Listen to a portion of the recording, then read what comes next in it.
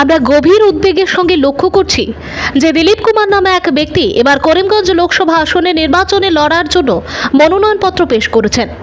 তাকে ঘিরে আমাদের উদ্বেগের কারণ তিনি সুস্থ গণতন্ত্রের ক্ষেত্রে একজন খলনায়ক, যার একমাত্র উদ্দেশ্য ভোটের বাজারে ঘোলা জলে নেমে মাছ ধরে নিজের আখের গোছানো। 2019 সালের লোকসভা নির্বাচনে তিনি একইভাবে শিলচর আসনে মনোনয়নপত্র পেশ করেছিলেন। এরপর আমাদের অনুরোধ জানান আমরা অসম খিলঞ্জিয়া জনসুরক্ষা কমিটি থেকে যেন তাকে সমর্থন জানাই। নির্বাচিত হলে তিনি ভূমিপুত্রদের সমস্যা নিয়ে সরব হবেন বলে আমাদের কথা দেন। তার কথায় বিশ্বাস করে আমরা তাকে সমর্থন জানাই। একইভাবে চা জনগোষ্ঠীর বিভিন্ন সংগঠনও তাকে সমর্থন জানিয়ে ময়দানে নেমে পড়েছিল, কিন্তু শেষ মুহূর্তে আমাদের সবাইকে অন্ধকারে রেখে কোনো এক রাজনৈতিক শক্তির সঙ্গে গোপন বোঝাপড়া করে মনোনয়নপত্র প্রত্যাহার করে নেন। আসলে দিলীপ কুমার শুরু থেকে নিজের আখের গোছানোর তালে ছিলেন, তাই আমাদের আবেগকে কাজে লাগিয়ে তাকে সমর্থন করিয়ে অন্য রাজনৈতিক শক্তির কাছে নিজেকে এক শক্তিধর প্রার্থী হিসেবে তুলে ধরেন। এতে তার বাজার দর অনেকটাই বেড়ে যায়। এবার শিলচর লোকসভা আসন সংরক্ষিত হওয়ায় তিনি করিমগঞ্জে গিয়ে ভোট কেন্দ্রিক রাজনৈতিক ব্যবসা খুলে বসেছেন, যাতে ফের এক দফা আখের গোছানোর সুযোগ পান। এবার করিমগঞ্জে তিনি চা জনগোষ্ঠীর লোকেদের আবেগকে নিজের ভোট কেন্দ্রিক রাজনৈতিক ব্যবসার হাতিয়ার করে তুলতে চাইছেন। তাই করিমগঞ্জের চা জনগোষ্ঠীর ভোটাররা যেন এমন একজন ভোট ব্যবসায়ীর ফাঁদে পা না দেন। দিলীপ কুমার সম্পর্কে আরও বলতে হচ্ছে, বছর কয়েক আগে কপরদক শূন্য অবস্থা উত্তরপ্রদেশ থেকে বরাক উপত্যকায় এসে আস্তানা গড়েন তিনি। আর এই কবছরই তিনি হয়ে যান প্রচুর অর্থের মালিক। বিভিন্ন ধর্মীয় অনুষ্ঠান আয়োজন করে বা আন্দোলনের নামেও আখের গোছানোর অনেক অভিযোগ রয়েছে তার বিরুদ্ধে। তাই তার বিরুদ্ধে উপযুক্ত তদন্ত করার জন্য সরকারের কাছে দাবি জানাচ্ছি।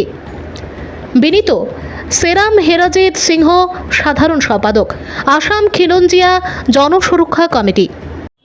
আসাম খিলঞ্জিয়া জনসুরক্ষা কমিটি যে 2019-এ শিলচর লোকসভা থেকে আমরা আসামের ভূমিপুত্র স্বার্থে যে দিলীপ কুমার এক চা জনগোষ্ঠীর সাপোর্ট আর বরাকবাসীর ভূমিপুত্র সাপোর্টে ইন্ডিপেন্ডেন্ট হিসাবে ভোটে মনোনয়নপত্র জমা দিয়েছেন।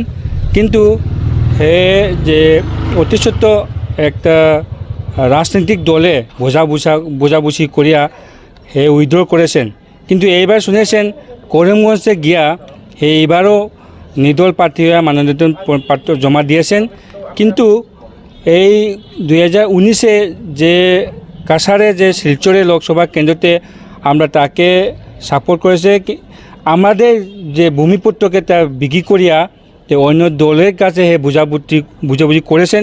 কিন্তু এইবারও করিমগঞ্জে হে এরকমই একটা রাজনীতি চক্রান্ত হে করিমগঞ্জ বা বরাকবাসী যে ভূমিপুত্রার তার ভোট ব্যাংক হিসাবে মানে কিনা বিচার হিসাবে হে করার জন্য চক্রান্তকে চলছে। এটা করিমগঞ্জে যে করিমগঞ্জ বা হেলাকান্দি যে করিমগঞ্জ সমষ্টির লোকসভাবাসী যে ভূমিপুত্রাবাসীকে আমি আহ্বান জানাই যে দিলীপ কুমারকে কোনো গুরুত্বপূর্ণ না দেওয়ার জন্য আমি আসাম খিলঞ্জিয়া জনসুরক্ষা কমিটি থেকে আমি বরাকবাসী খিলঞ্জিয়া জনগোষ্ঠীকে আমি আহ্বান জানাই। তার মূল উদ্দেশ্যটা কি?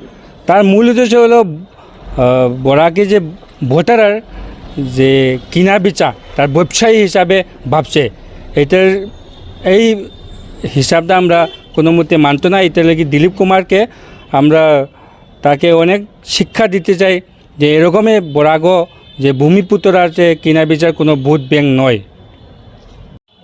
যে বহিরাগত ভোট ব্যবসায়ী দিলীপ কুমার যে প্রেস বিবৃতিতে উনিও জানিয়েছেন যে গত লোকসভা ভোটের সময় আমরা ওনাকে ব্যবহার করেছি, তা ঠিক নয়, সত্যি বলছেন না। বহিরাগত ভোট ব্যবসায়ী উনি আমাদেরকে ব্যবহার করেছেন, খিলঞ্জিয়া জনগোষ্ঠীকে ব্যবহার করেছেন। তাই উনাকে হুঁশিয়ার করে দিতে চাই যে উনি যে পন্থা অবলম্বন করে চলে আসতেছেন ওই পন্থাটা ছেড়ে দেন যেন। উনি কে? উনি তো বহিরাগত ভোট ব্যবসায়ী। নামটা কি? দিলীপ কুমার সিং,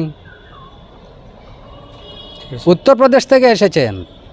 উনি কি বরাকের ভূমিপুত্র, আসামের ভূমিপুত্র? তাই উনাকে আবার আমি হুঁশিয়ার করে দিতেছি খিলঞ্জিয়া কমিটির পক্ষ থেকে যে উনি ব্যবসা করতে আসছেন, ব্যবসা করেন, ভোট ব্যবসা করবেন না।